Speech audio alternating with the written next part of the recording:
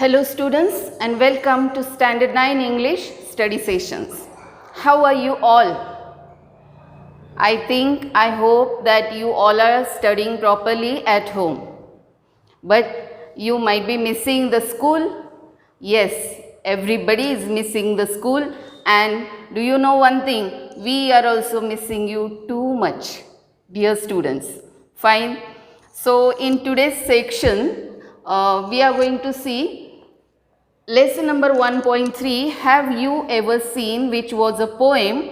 We have already studied in the previous video this poem, and we have studied the first two sections of the poem, that is reading and explanation, in the previous video. Now in this video today we'll see the third part of the study section, that is analysis. We'll analyze the whole poem according to the points which are written here on the board. Just check out title of the poem, name of the poet, rhyme scheme which is used, and the rhyming words also, figures of speech which all are involved in this poem, implied meaning which the poet wants to convey, and the structure and stanzas of the poem. After just analyzing the poem, it will be very helpful to you to write the appreciation of the poem according to these points and many more ahead. Okay, so let's begin with our today's section. Fine. So have you ever seen, this was a very interesting poem, and in this poem the figure of speech used is pun. Pun means what? Homographs. Whenever homographs are used, homographs means what basically? Homographs means a word which has two different meanings in two contextual parts. So whenever one word is used in different meanings as different words in different places, is called as homograph. This concept we know better. But when the homographs are used in the poems, the figure of speech involved here is called pun. One more figure of speech used here in the poem is interrogation, or you can say rhetorical question.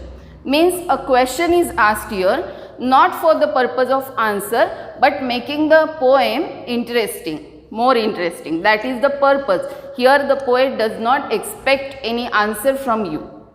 Do remember, in the interrogation figure of speech, the answer is not at all expected from you. You have to just read and think interestingly how the poet wants to say, what the poet wants to say. Okay, and now let's begin today's work. That is analysis of the poem, detailed analysis of the poem. First is title of the poem. The title of this particular poem, poem number 1.3, page number 13 from your textbook, is Have You Ever Seen? And this title only has one homograph, that is have. Have is used in two different ways. Have can be used as a supportive verb. Have can be used as to have something. I had coffee yesterday. To have, to take inside. Okay, to intake something. So have is also a homograph in the title itself. So have you ever seen is the title of this poem. Next section is poet. The poet of this interesting, funny poem is anonymous. That is unknown. The poet is unknown. Next is rhyme scheme. Now if you see here in the textbook, let's check out stanza wise the rhyme scheme. So first rhyming word pair is bed and head. See here, bed and head. Okay. Next is toes and hose. Toes and hose. In the first stanza we are speaking about. First stanza. So bed and head gets A. We have learned this last year also, last year also. Everybody knows how to find out the rhyme scheme of the poem, but still one more time let's revise this. So toes and hose, these are the rhyming words, and here we can write B. So A and B. What is the rhyming scheme of the first stanza? Rhyme scheme of the first stanza is A, B. Okay, this way the whole poem. Let's see. I and fly, C. Parasol, all, D, and so on. You have to go on till the end of the poem. So what is the rhyme scheme of the poem? A, B, C, D, and so on. This is the rhyme scheme of this poem. Next thing is figures of speech, which all are involved in this poem. Figures of speech. Now we know that pun and interrogation are the basic figures of speech used in this poem. Pun is everywhere. In each line there is one homograph word in each line. Let's see line wise. First is bed, second is head, third is foot, next is hose, then there is eye, then wing, ribs, trunk, teeth, then hands, then plot, and finally bark. So these are the homographs used in the poem, and pun is everywhere in each line. Pun, figure of speech. Then interrogation is also everywhere in the whole poem, as everywhere there is a question asked, rhetorical question. So interrogation is also, so these are the major basic figures of speech in this poem. But other than these two, there is alliteration figure of speech, where, see here in the second line, or a single hair from a hammer's head. The sound of the letter H is repeated for poetic effect. This way you have to find out wherever the letter is repeated for poetic effect, and there the figure of speech involved is alliteration. Other than this, personification figure of speech is also given here, where you can say here, does the needle ever wink its eye? Needle is personified, given human quality of winking the eye. Inanimate thing, that is needle, has been given the human quality of winking the eye. So personification figure of speech, many times it is used everywhere in the poem. So alliteration, personification, these two more are there, plus two more figures of speech are used in this poem. And they are, first is onomatopoeia, in which sound related word, last line of the poem, sound of the bird's bark word shows sound related word, and so onomatopoeia, this one more figure of speech. Then antithesis, two different meaning giving words, that is left and right, opposite words are used. So antithesis also figure of speech is involved in this poem. So this way there are 6 overall figures of speech in this poem, and they are pun, interrogation, personification, alliteration, then antithesis and onomatopoeia. So these are the figures of speech involved in this poem. Next is implied meaning. The poet wants to convey a message that whenever words are written, some words may be decisive, means they are seeming like the same, spelling is same, but their meanings can be different in different contexts. So contextual meaning is very important to understand, and the poet wants to give us exactly the same message, that you have to look at the context rather than looking at the words. Words can be decisive always.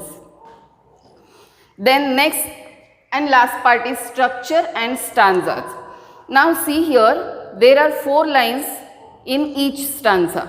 And how many stanzas are there in this poem? 3 stanzas are there of 4 lines. So how can you say structure and stanza? The poem is composed in three stanzas of 4 lines each. That is the structure of the poem, or you can say the structure of the poem is 3 stanzas of 4 lines each. So that is the whole analysis of the poem, third section of our study. I hope that you have understood well, but it's not over yet. We'll see English workshop questions here only. I'm sending you PDF, through that you can understand better, but still we'll just view that one, what all questions are given in the workshop section. First question is, here one table is seen. Can you see here one table? You have to fill up the table in the workshop, question number 1. And what is it? From each line in the poem, pick out the word that is a homograph. Write its meaning in the context of the phrase used in the poem. Then write the other meaning implied in the question. How this question goes? One example they have already given. Bed. First line word is bed. Here one meaning is piece of furniture. Second meaning is bottom of river or sea, etc. This way 2 different meanings of the given word you have to write in the table. Another second line, let's see. Homograph is head. Head is the homograph here. One meaning is upper part of human body, this head. Then other meaning is part of the hammer, upper part of the hammer, okay, hatoda. Next, in third line, what is that? Foot.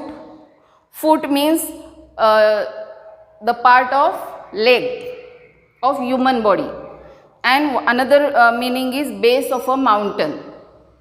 Okay, this way you have to complete the whole table. In first stanza there are 4 homographs, in second there are 4, in third there are 4. Write the homograph here, write one meaning and another meaning in the table in your notebook.